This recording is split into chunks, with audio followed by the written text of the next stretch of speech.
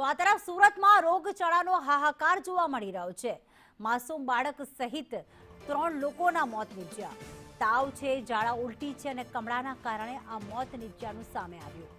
એક 5 વર્ષના માસૂમ બાળકનું પણ મોત થયું છે, જ્યારે અન્ય પણ 2 લોકોના મોત નીપજ્યા છે।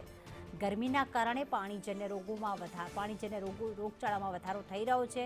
તાવ છે, ઝાડા ઉલટી છે અને કમળાના કેસીસ નોંધાઈ રહ્યા છે। આ ઉપરાંત હોસ્પિટલ્સમાં લૂ લાગવાના કેસ, હીટ સ્ટ્રોકના કેસ પણ સતત વધી રહ્યા છે, ત્યારે 3 લોકોના મોત નીપજ્યા।